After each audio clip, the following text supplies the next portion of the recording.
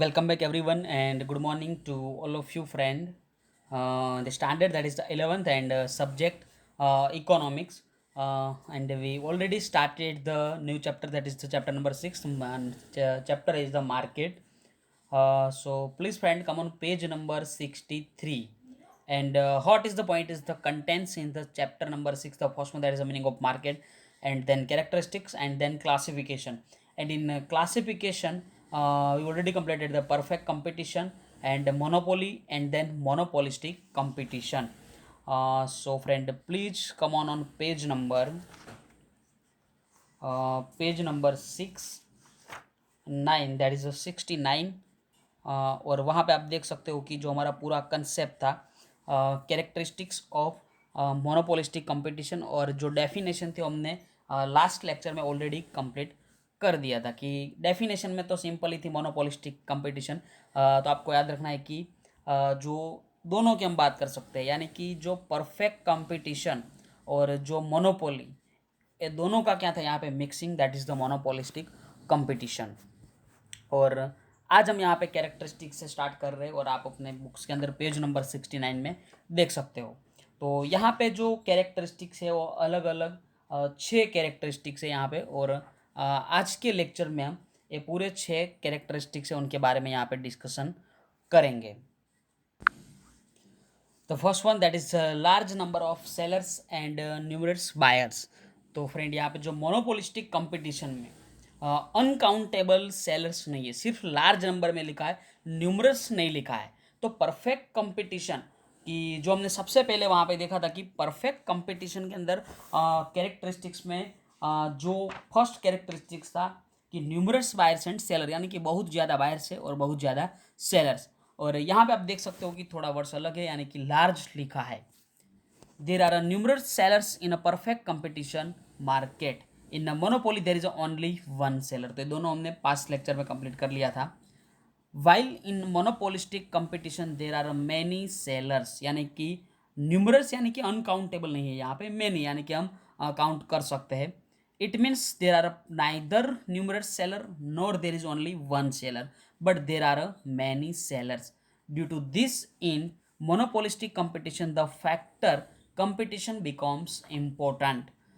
The buyers become numerous in the market. तो friend जो buyers है वो बहुत यहाँ पे ज़्यादा है, न्यूमरस यानी कि अनकाउंटेबल। लेकिन जो सेलर्स है वो यहाँ पे काउंटेबल है, लार्ज नंबर में तो है लेकिन countable. They can not individually influence the market, यानी कि जो बायर्स है वो इंडिविजुअली मार्केट को इन्फ्लुएंस यानी कि अफेक्ट नहीं कर सकते हैं। And also they can not affect the price of the product, और उसके साथ साथ वो लोग जो प्रोडक्ट है या तो उनकी जो प्राइस है उनको भी अफेक्ट कर सकते नहीं है। And the next one that is the product differentiation.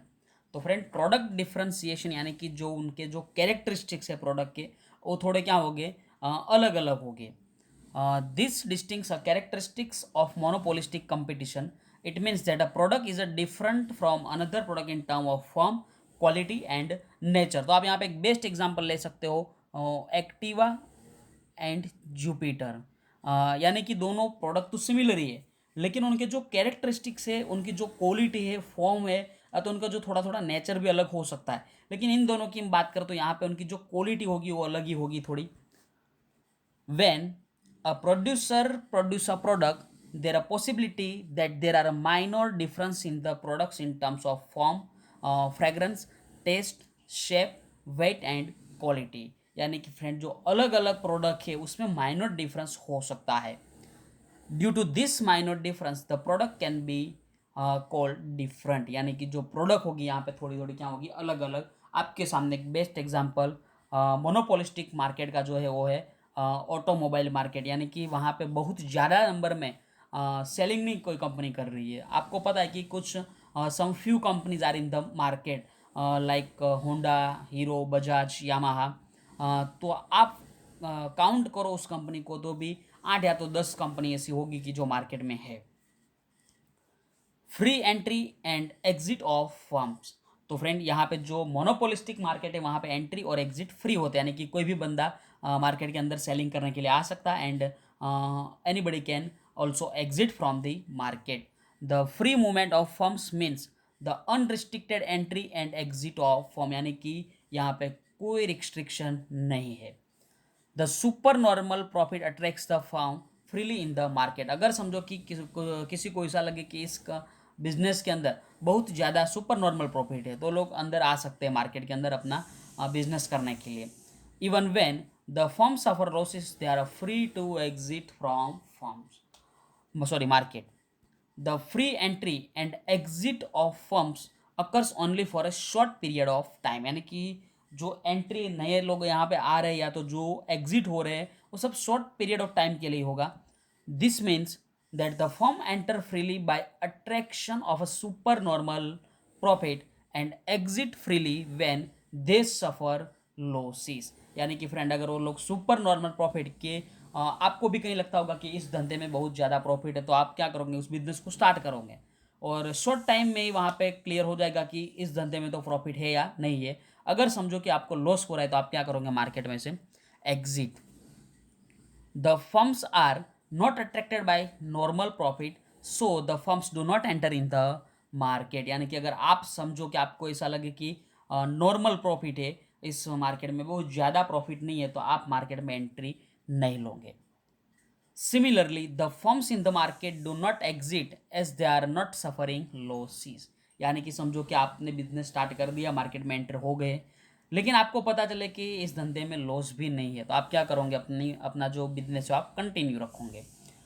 तो फ्रेंड यहाँ पे हमने जो फर्स्ट सेकंड एंड थर्ड वो तीनों यहाँ पे कैरेक्टरिस्टिक्स देख लिए, और बाकी के जो तीन अलग अलग कैरेक्टरिस्टिक्स है वो भी हम कंटिन्यू करेंगे। लेकिन मैं आपको यहाँ पे रिवाइज करने के लिए 2 या तो 2.5 मिनट का यहाँ पे मैं आपको टाइम दे रहा हूँ।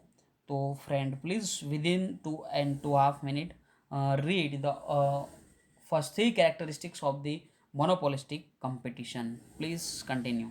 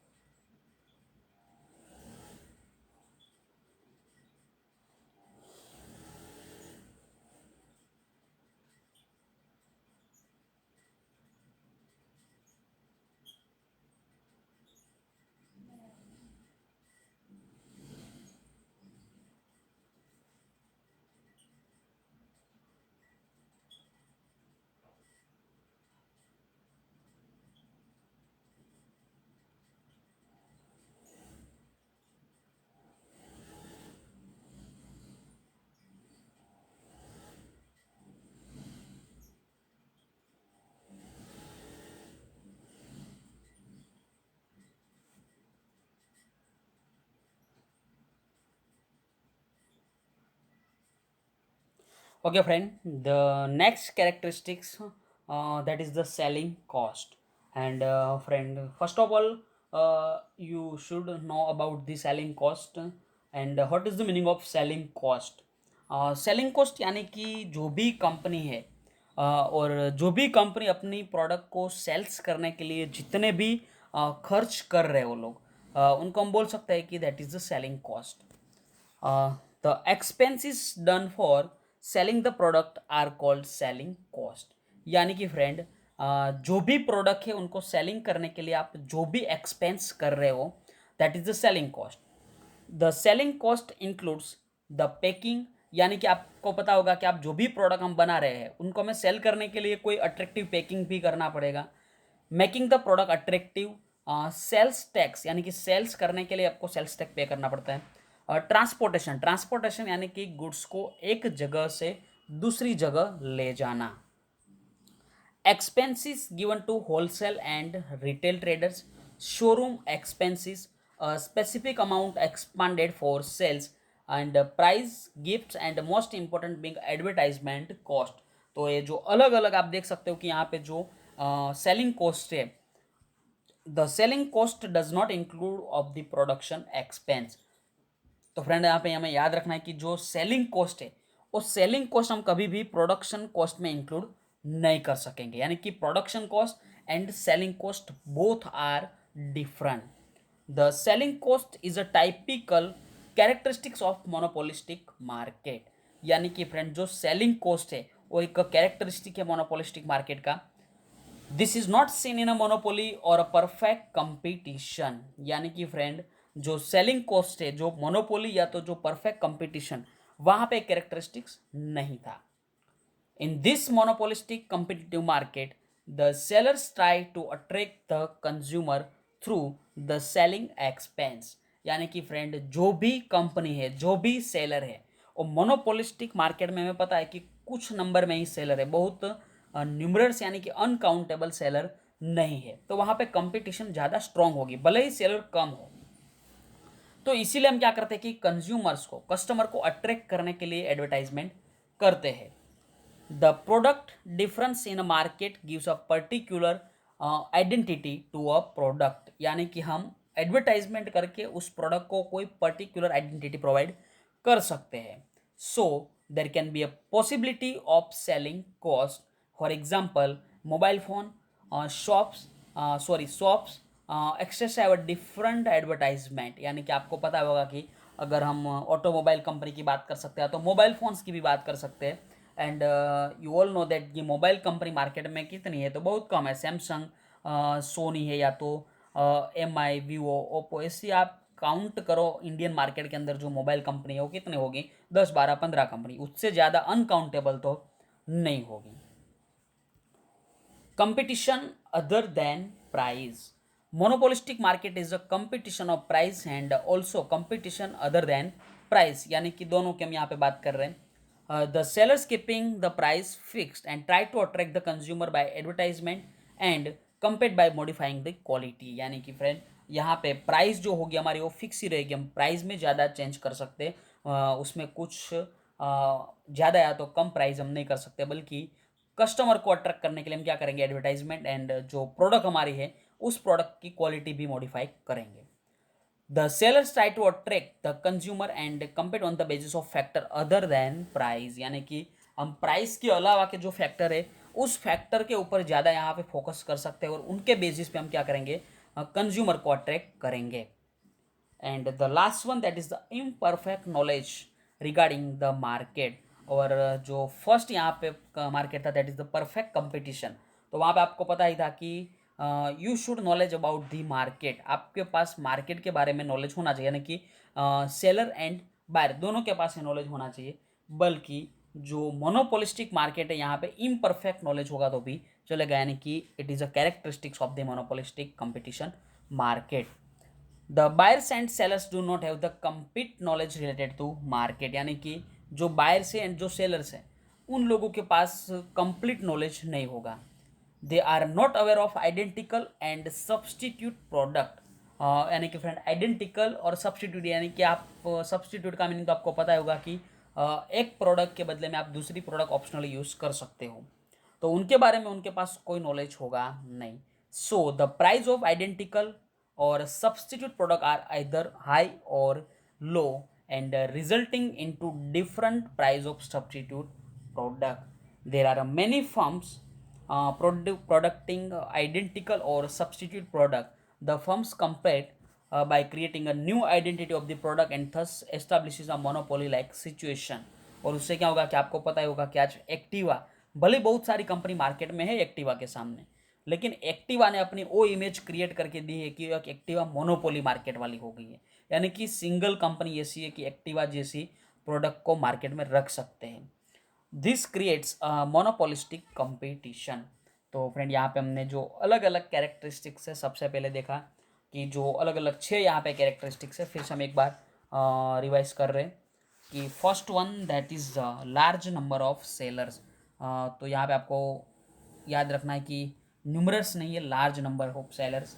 Second one that is the product differentiation. The third one that is the free entry and exit. And the fourth one that is the selling cost. And then competition other than price. And the last one that is the imperfect knowledge. तो यहाँ पे हमने जो अलग अलग 6 characteristics और 6 characteristics complete कर दिए, और मैं आपको यहाँ पे बाकी के जो 3 कैरेक्टरिस्टिक्स है, selling cost, competition other than price and imperfect knowledge regarding the market, तो वो आपको मैं यहाँ पे फिर से 2 मिनट का टाइम दे रहा हूँ। With in 2 minute please read the remains 3 characteristics, please continue.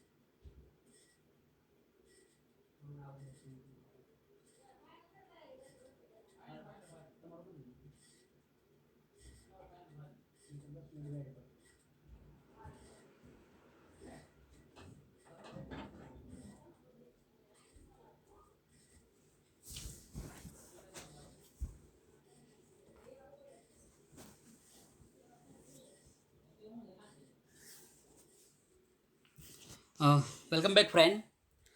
The next one that is the oligopoly market, कि हमने जो यहाँ पे लास्ट मार्केट कंप्लीट किया, मोनोपोलिस्टिक मार्केट एंड ओलिगोपोली, इन दोनों में कुछ ज़्यादा डिफरेंस नहीं है। हम समझेंगे तो आपको इजीली इस कंसेप्ट याद रह जाएगा। Oligopoly is originated from Greek word that is the oligos which means few and polyn which means sellers. So oligopoly means the market having a few producer. आपको यहाँ पे याद रखना है कि ओलिगोपोली जो मार्केट है, ओलिगोपोली मार्केट में जो सेलर्स होंगे वो फ्यू नंबर में होंगे, और जो मोनोपोलिस्टिक तो वहाँ पे लार्ज नंबर में। एंड मोनोपोली मार्केट की हम बात करें तो only one single, and perfect competition में न्यूमरस। ये चारों पॉइंट हमें अलग अलग से याद रखने हैं कि परफेक्ट कंपटीशन न्यूमरस, मोनोपोली में सिर्फ एक, ओलिगोपोली में फ्यू, एंड मोनोपोलिस्टिक में large number. Oligopoly includes the marketing of few producer which sell the identical or substitute product, and there is a extreme competition in the market। यानी कि automobile market हम फिर से यहाँ पे ले सकते हैं कि ऑटोमोबाइल मार्केट एक ऐसा मार्केट है कि जो आपको पता होगा कि आगे के मोनोपोलिस्टिक में भी हमने लिया था, लेकिन वहाँ पे मोबाइल्स कंपनी को ले लिया था, तो मोबाइल कंपनी को आप यहाँ पे भी लिख सकते हो ओलिगोपोली में। लेकिन हमें याद रखना है कि ओलिगोपोली जो मार्केट है वहाँ पे हम ऑटोमोबाइल्स ले सकते हैं जो कार की कंपनी है। एंड बाकी हम बात करें तो mobile, it is the monopolistic competition market. तो यहाँ पे हम पहले डेफिनेशन देख ले कि प्रोफेसर स्टिगलर ने यहाँ पे क्या कहा। He said that the oligopoly is the market in which the firm decide its policy. यानी कि आपको पता है कि फ्यू नंबर में सेलर्स है, फ्यू नंबर में फर्म है, तो लोग अपनी पॉलिसी डिसाइड कर सकते हैं according to the behaviour of competitors. And professor Baumol तो उसने क्या कहा कि oligopoly is the market in which have a small number of seller out of total less sellers are effect enough to affect the price of the product. यानी कि friend, जो market के अंदर स्मॉल नंबर में seller है और उससे क्या होगा कि वो प्राइस के ऊपर अफेक्ट कर सकते हैं। अब हम आगे बढ़ते हैं उनके कैरेक्टरिस्टिक्स के साइड। तो यहाँ पे अलग अलग ऐसे हम देखने जाए तो 6 कैरेक्टरिस्टिक्स है टोटल, और उसमें से 5 तो हम बोल सकते हैं कि आप इजीली उस कैरेक्टरिस्टिक को याद रख सकोगे। एक जो एक लास्ट वन कैरेक्टरिस्टिक है उसमें थोड़ी दिक्कत हो सकती है, लेकिन प्लीज़ कंसिडरेशन। सबसे पहले हम यहाँ पे बात करते हैं कि few seller and numerous buyer. तो आपको पता ही है, ये चौथा हम जो यहाँ पे मार्केट पढ़ रहे हैं, चौथा बाजार है यहाँ पे। तो चारों के अंदर आपको पता है कि परफेक्ट हो तो न्यूमरस बायर्स, मोनोपोली हो तो सिर्फ एक, मोनोपोलिस्टिक्स हो तो लार्ज, एंड ओलिगोपोली में few. The number of seller and producer is a less in the market and the number of firm is a limited, यानी कि few number. The number of firm ranges from more than 2 to less than 10 or 20. Due to this, few number of sellers have a monopoly control over the market. The number of buyers is numerous in the market, यानी कि buyers तो बहुत ज़्यादा होंगे यहाँ पे। So the importance of individual buyer is negligible, यानी कि कोई single buyer का यहाँ पे कोई importance है नहीं। Due to which the buyer cannot affect the market price, और उससे क्या होगा कि वो market की price को affect कर पाएगा नहीं। The next one that is the similar और सब्सटीट्यूट प्रोडक्ट। तो जो एक कैरेक्टरिस्टिक्स को हमने last one that is the monopolistic market था, वहाँ पे भी एक बार देख लिया था। तो the second one is the homework for your, homework के लिए हो गए। एंड उसके बाद जो थर्ड, एंट्री और एग्जिट ऑफ फर्म, तो the third one is also for your homework. And selling cost के बारे में भी हमने लास्ट में देख लिया। तो तीनों जो यहाँ पे कैरेक्टरिस्टिक्स है वो आपके लिए होमवर्क में रहेगा, क्योंकि तीनों कैरेक्टरिस्टिक जो हमने लास्ट में देखे वही है यहाँ पे, कोई ज़्यादा डिफरेंस है नहीं। आपको अपने हिसाब से वो रीड करने हैं और समझने हैं, क्योंकि आगे हमने समझा ही दिया है, तो अब हमें समझाने की कोई ज़रूरत है नहीं, क्योंकि सेम टू सेम ही आप एक बार देख लेना।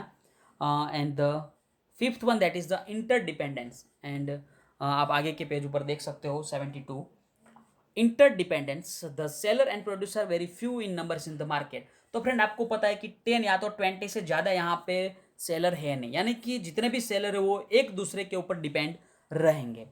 द सेलर और producer can thus easily gain the important information about other seller और प्रोड्यूसर। यानी कि फ्रेंड आपको पता होगा कि एक्टिवा वाले अगर प्राइस सेट कर रहे तो बाकी की कंपनी की प्राइस के ऊपर ही वो लोग सिलेक्ट करेंगे प्राइस के, हमें कौन सी प्राइस रखनी है। क्योंकि मार्केट में जुपिटर है, मेस्ट्रो है और हीरो कंपनी की, या तो यामाहा की भी कुछ ऐसी स्कूटी आ रही है।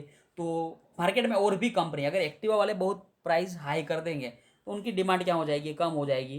तो वो लोग क्या करते हैं कि एक दूसरे के ऊपर डिपेंड रहते हैं। The sellers and producer special focus on the quality and type of the product to attract the consumer. For example television company या तो कार, प्रोड्यूसर और seller, so the firm decide the price, quality and type of its product based on the behavior of the competitor and it's dependent on them। यानी कि जो भी company अपनी products को वो लोग प्रोड्यूस कर रहे हैं, तो बाजू वाले यानी कि अपनी कंपटीटर कंपनी क्या कर रही है, क्या क्वालिटी प्रोवाइड कर रही है, कौन से प्राइस में क्वालिटी दे रही है, उसके ऊपर हम डिपेंड रहेंगे। क्या आपको पता है कि समझो कि जुपिटर समझो कि 70,000 का है, तो एक्टिवा वाले क्या रखेंगे, इनसे 5,000 10,000 ज़्यादा रखेंगे, 5,000 हो सकता है, लेकिन एक्टिवा वाले उनसे कम नहीं रखेंगे, क्योंकि क्वालिटी इज़ बेस्ट। एक्टिवा की हम बात कर रहे हैं, और जुपिटर के कंपैरिजन में क्वालिटी एक्टिवा की बेस्ट है, तो प्राइस थोड़ी उनकी ज़्यादा भी होगी, और उनकी इमेज भी मार्केट में कुछ और है होंडा कंपनी की, और जो टीवीएस कंपनी की और इमेज होगी। जिनकी ज़्यादा क्रेडिट होगी तो कुछ आपको पता ही होगा कि उनकी जो क्रेडिट है उनके हिसाब से भी वो लोग क्या कर सकते हैं, प्राइस ले सकते हैं। And the last one that is the price stickiness, यानी कि king demand curve.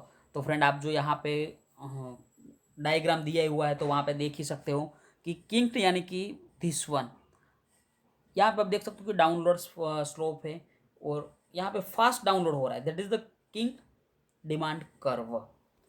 The number of firm is a less and they are interdependent on each other, तो हमने आगे देख लिया। If any one firm decrease the price of the product then according to the law of demand due to comparatively cheaper price of the product there is a more demand of the product in the market of that particular firm as a competitor to other firm। तो मैं आपको यहाँ तक friend simple में एक example दे रहा हूँ कि समझो कि एक्टिवा है और जुपिटर।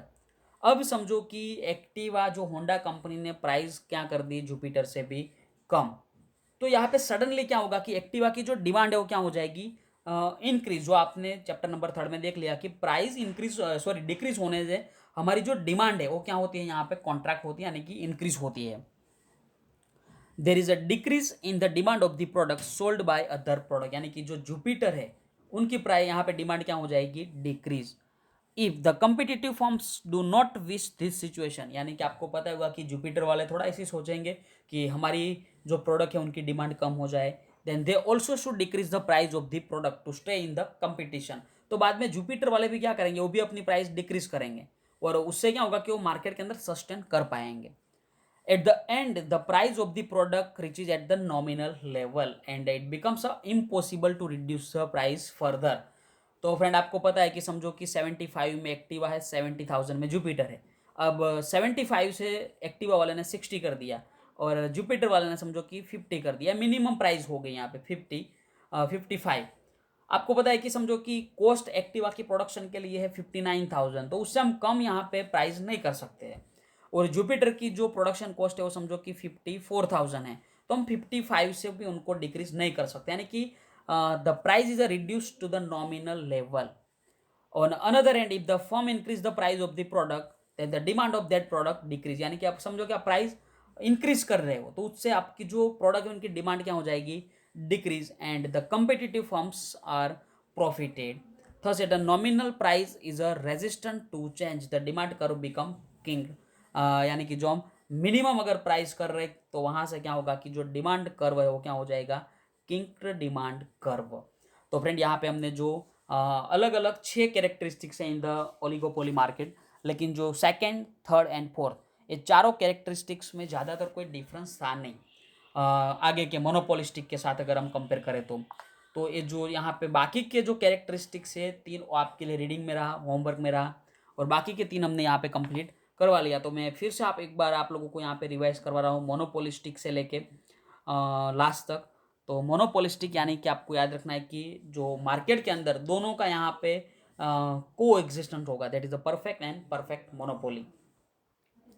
एंड देन कैरेक्टरिस्टिक्स की हम बात करें तो यहाँ पे जो अलग अलग कैरेक्टरिस्टिक्स है 6 कैरेक्टरिस्टिक्स। सबसे पहले large number of seller and numbers of buyer, यानी कि यहाँ पे आपको याद रखना है कि लार्ज में फिर से यहाँ पे नोट कर रहा हूँ कि अगर समझो कि perfect competition, pure perfect competition है तो न्यूमरस होगा, एंड अगर मोनोपोली है तो ओनली सिंगल बायर, एंड अगर मोनोपोलिस्टिक कंपटीशन है तो लार्ज, एंड ओलिगोपोली मार्केट है तो few numbers. Then product differentiation, यानी कि प्रोडक्ट क्या होगी यहाँ पे अलग अलग होगी। जो आप 71 नंबर के पेज है वहाँ पे ओलिगोपोली में देख सकते हो कि सिमिलर प्रोडक्ट रहेगी, तो थोड़ा यहाँ पे अपोजिशन में हो रहा है दोनों, लेकिन आपको इजीली आप वहाँ पे समझ सकोगे। तो third one that is the free entry and exit of firm, कोई भी आ सकता है कोई भी जा सकता है।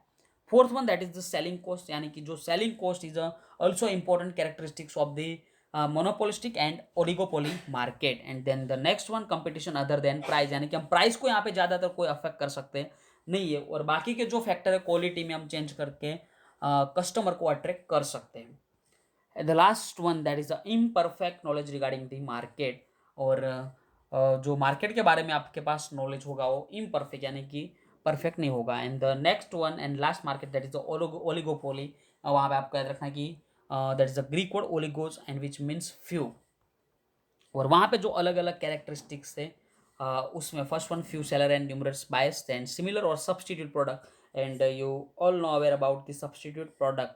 देन एंट्री और exit of firm, selling cost and interdependence, यानी कि जितनी भी कंपनी है in the oligopoly market This all company are dependent on each other. And the last one, that is the price thickness and kink demand curve. तो friend मैं फिर से आप लोगों को यहाँ पे टू या तो 2.5 मिनट यानी कि 2.5 मिनट का टाइम दे रहा हूँ. Please read this all characteristics with in 2 minutes. Please continue.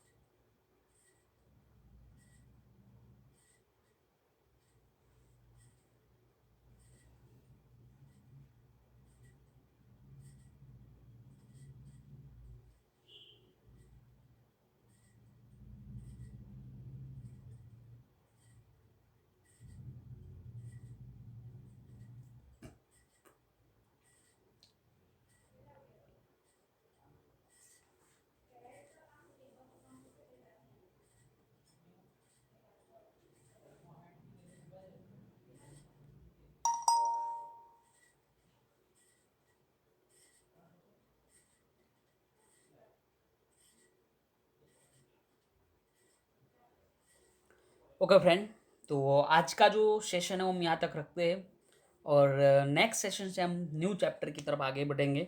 तो thanks to all of you friend and take care. Bye bye.